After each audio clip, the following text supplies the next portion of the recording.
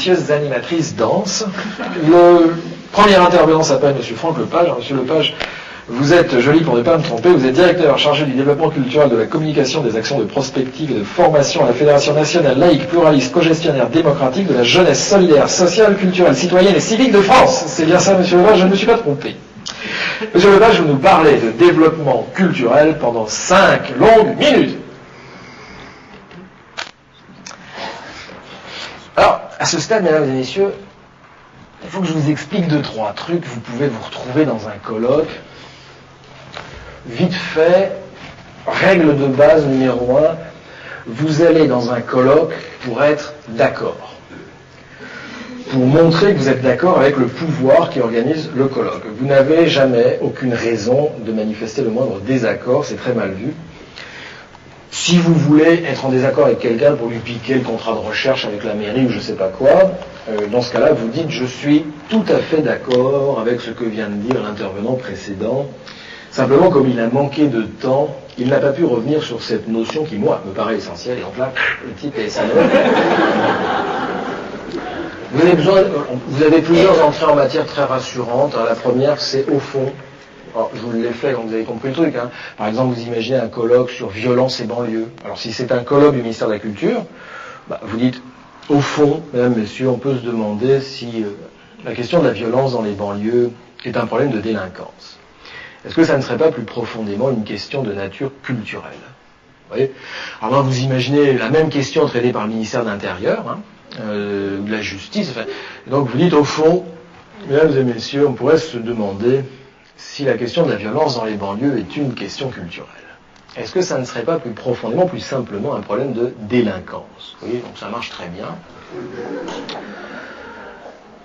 Vous avez l'introduction très classique, c'est, mesdames, messieurs, je voudrais revenir dans le temps qui m'est imparti. Alors, vous ne l'avez pas vu passer, c'est revenir. Le mot important, ça veut dire que vous n'allez rien dire de nouveau et c'est très très rassurant. Vous avez besoin d'une dizaine de concepts opérationnels, c'est-à-dire de mots qui ne veulent strictement rien dire, mais qui donnent l'impression de dire quelque chose. Là, je vous ai préparé une communication à 17 mots. C'est pour les besoins du spectacle, hein. C'est énorme. Vous n'avez jamais besoin de ça. Vous n'êtes pas là pour faire passer le maire pour un imbécile. Hein. Lui utilise à tout casser, 5 mots, 6 mots. Enfin, vous voyez, vie associative, partenariat, développement local. Enfin, le préfet, s'il est là, il utilise 2 mots. Lui, République, sécurité. Enfin, vous voyez. Alors, je les bats devant vous. J'espère que vous me faites confiance. Je coupe.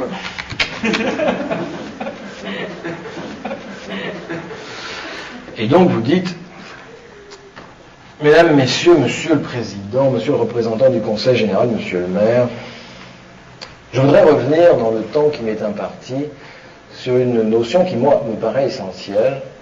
Et cette notion, c'est évidemment la question des habitants, que je voudrais mettre avec cet autre concept qui est celui des acteurs. Si nous voulons considérer les habitants comme des acteurs, c'est-à-dire réaliser avec eux un authentique diagnostic partagé qui prenne véritablement en compte la dimension interculturelle, alors, à l'heure de la décentralisation, ce que nous appelons encore citoyenneté doit nécessairement s'inscrire dans une proximité, parce que la question démocratique est tout entière contenue aujourd'hui dans celle de la préservation du lien social. Et à l'heure de la mondialisation, c'est désormais l'espace du local, qui est l'espace du partenariat que nous devons tisser de solidarité, faute de quoi?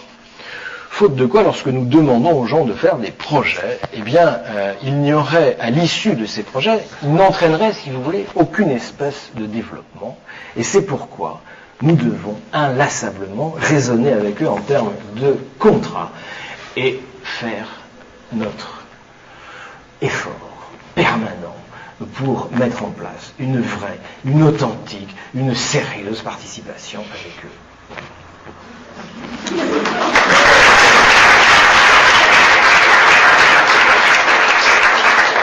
Mais je voudrais dire tout de suite une deuxième chose.